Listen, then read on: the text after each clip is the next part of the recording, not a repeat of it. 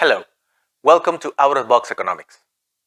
Let me talk about the week, and in particular about the release of the minute of the most recent monetary policy decision by the Mexican Central Bank, Banco de Mexico, which is going to be released this Thursday. And in particular, let me focus on those elements that I think is going to be the most relevant in building our own monetary policy expectations, not only for the incoming meeting, but for the rest of 2021 and probably 2022. And let me begin with this.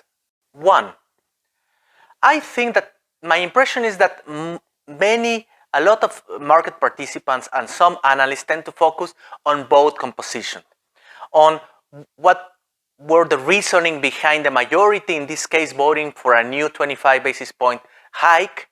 What was the reason of one deputy governor joining this majority in voting for that hike? And what is the reasoning behind that particular deputy governor still voting for no action?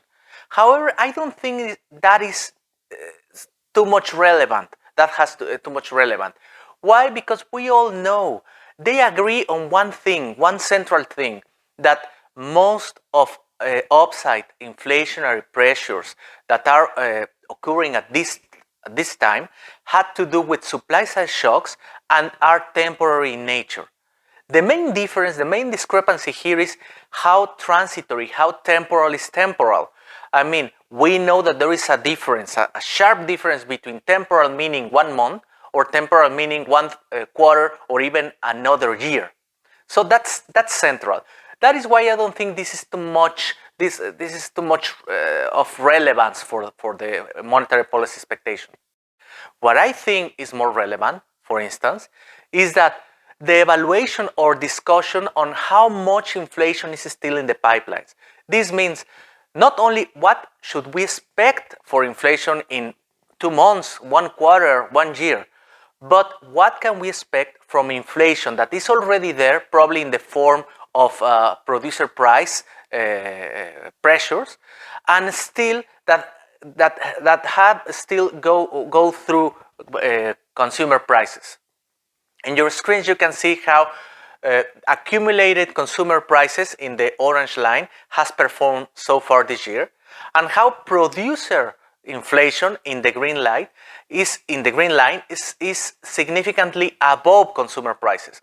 So if we assume that some of that cost or all of that cost has to go through consumer prices, there is still inflation in the pipeline. I don't think that is linear. I don't think that has to happen, but it's worth hearing, it's worth reading on what the central bank is thinking about it.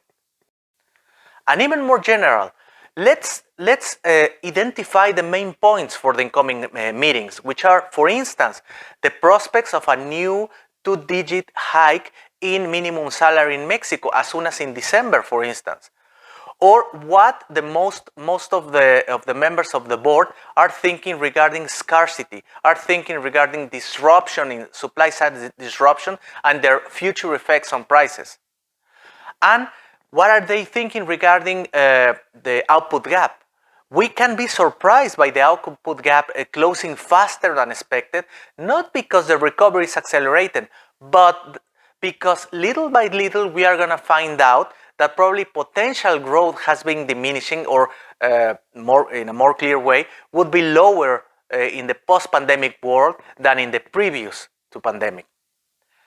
Another element, for instance, what is happening with monetary policy abroad, in particular the Federal Reserve. This is a key element in Banxico's reaction function, and we should know what the board members are thinking about it. And finally, I hope to find out that they have already started discussing one of the main dilemmas for the near future, which is the environment of stagnation. This possibility is there, the probability is very high, so it's worth watching or reading what they think about it. Well, this is all for me this time. Let me invite you to follow me in my social media. Thank you very much.